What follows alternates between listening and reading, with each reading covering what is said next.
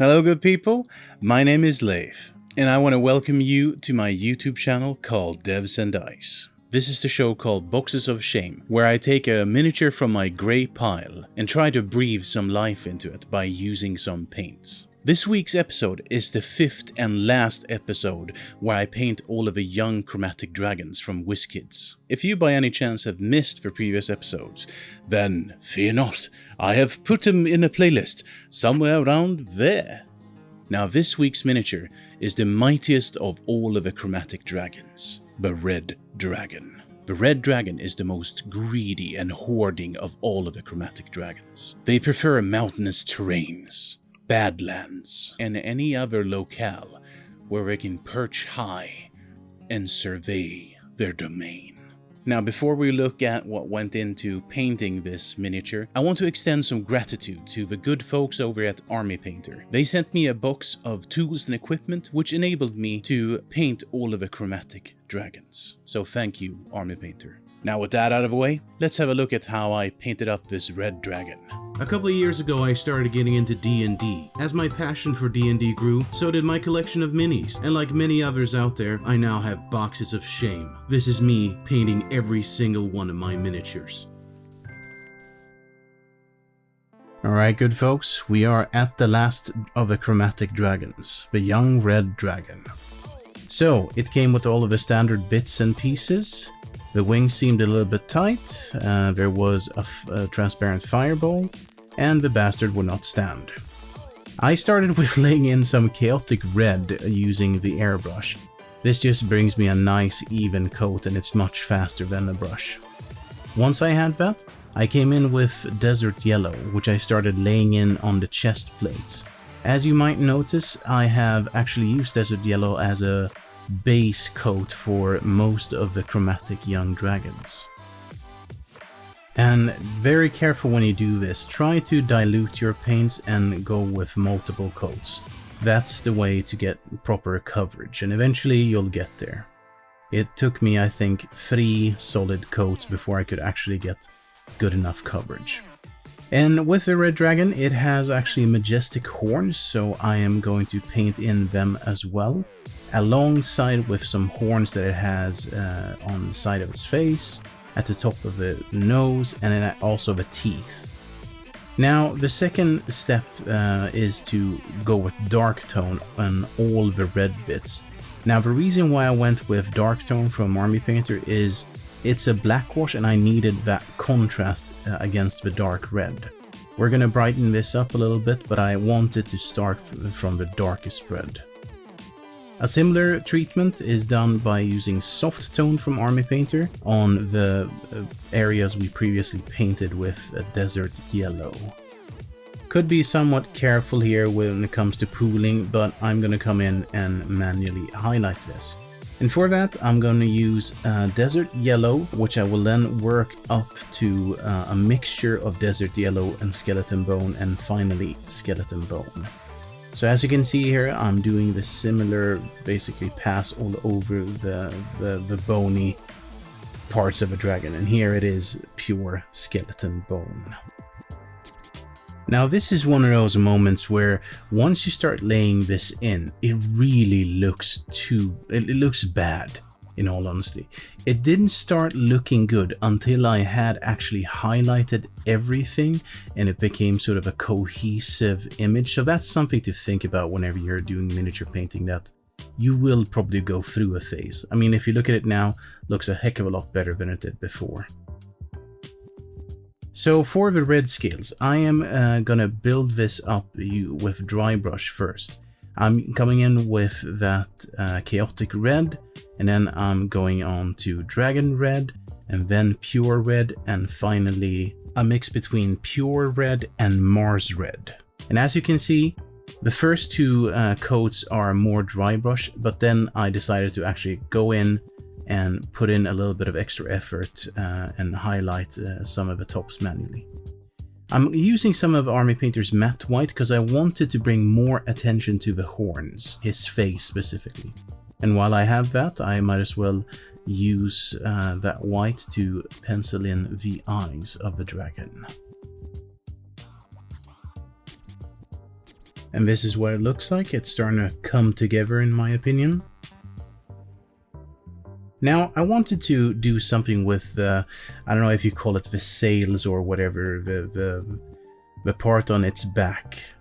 So I went in with pure red and glazed it in so it became much more violently red. And now I'm coming in and glazing black on it because I wanted to have black prominent throughout the dragon. So his sort of comb or whatever you want to call it, his faux hawk, whatever it's called, please tell me in the comments. And the same thing with the wings. The bottom of the wings I sort of stippled in and glazed in some black. And then I went back with some pure black and just painted in all of the nails and claws of the dragon.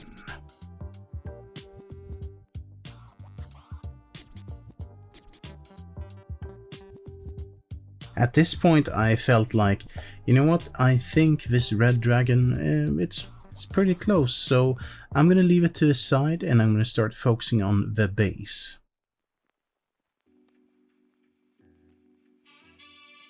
Now, when it came to the base, this one, on contrary for the other ones, I could actually use the decorative base, because my concept was that I wanted the dragon to sit at a high place. But of course, in the beginning, I screwed up. I superglued it to the MDF base, went for a coffee, and then realized, wait, what did I say? I want it to be at the high place. So I pulled off it, from the base. Now, I just took some aluminium foil and sort of crumpled it together to a shape that could potentially sort of be some sort of, the top of a cliff or top of a mountain. Now, this and super glue didn't really bond that well, so I had to actually hot glue it to the MDF base. And just to make sure that the decorative base wouldn't, drop, I hot glued that onto the tin foil as well, or aluminium foil. Now, I had gotten my hands on some Woodland Scenics rock molds, and I figured I would try that. And I heard that apparently you could use hot glue for this. So I started, hot gluing them, and then in the middle of the process, the hot glue had gone cold, and, well, these molds came loose faster than you could say, bah. So, I went with something I've never done before. I went with something called Das Clay. I bought this like a couple of years ago or something, or a year ago, and I started trying to build in the sort of cast or plaster rocks, and I did this by sort of blending them together with this DAS and using plenty of water. That's really the way to sort of make partly DAS stick but also not crack. Once I was happy, I left that to the side and rejoiced over the cleanliness of my fingers. But yeah, this is what it looked like after it had dried, and it needed 24 hours approximately. I'm coming in with Oak Brown and Monster Brown, and I'm really doing a very thin coat here. You could almost say that this is a wash, and I'm doing that on purpose because I want it to sort of barely cover the plaster.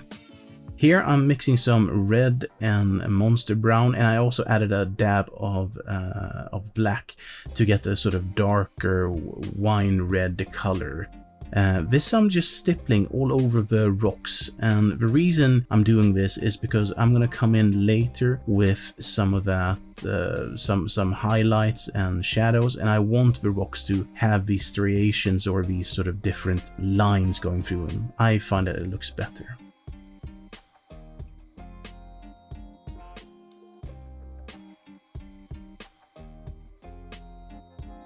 Now, that black-brown wash that I created a couple of episodes ago, I figured I would try to use that, and I did soak the entire base with it and I let it dry, but I found that it actually didn't give me the darkness I wanted.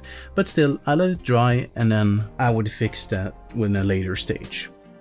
So, once it had dried, I came in with some ash gray and did a fairly heavy dry brush on the entire base. Now, ash gray is a fairly neutral gray, I found it, so I went all over town with this, and this is so that everything blends together.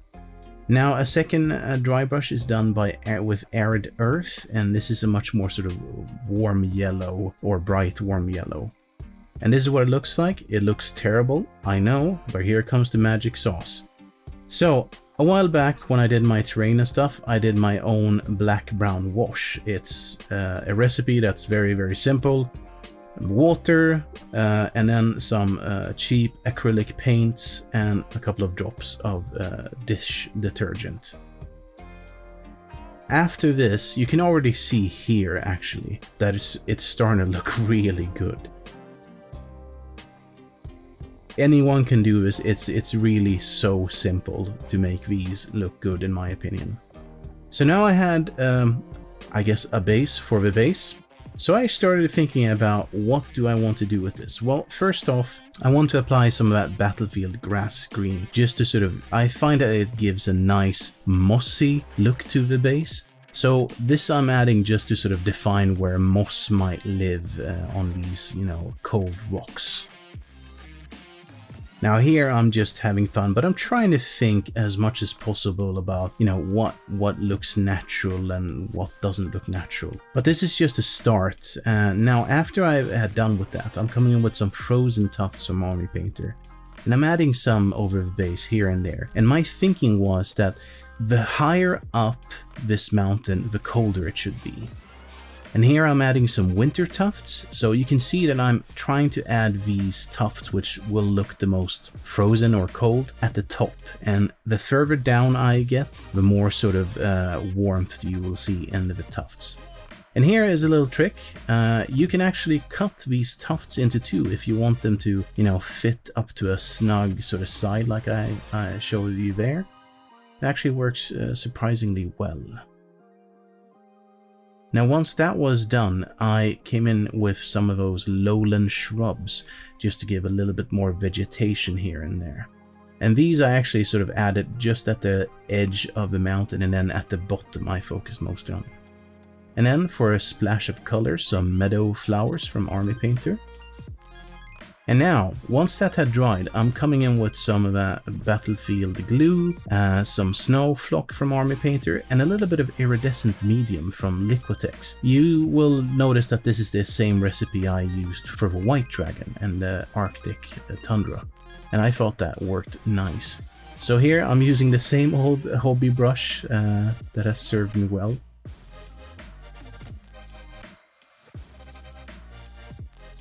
And I ended with just sprinkling a little bit of that snowflock on top.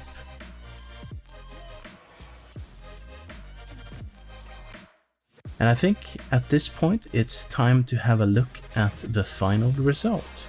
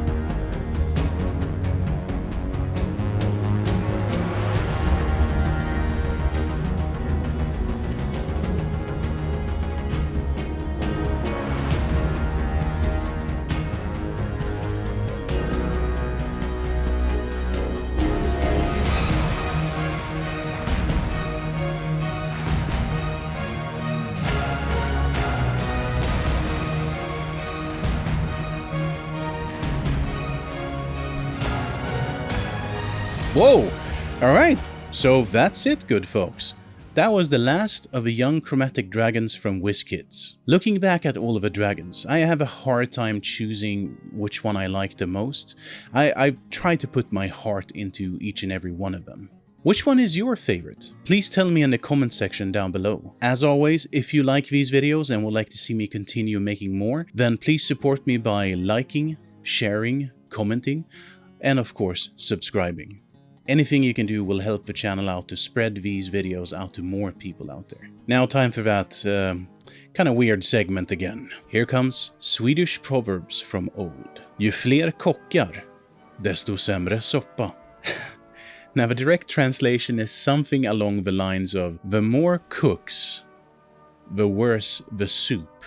Now in Swedish, this is a way of saying that, you know, sometimes you might have too many people cooperating around a task, and it's so many, and everyone sort of has their own, you know, agenda or believe that, you know, they know what's right. All right, so with that, I want to wish you an awesome day. Take care of yourselves and your loved ones. Stay safe, and I'll see you in the next video.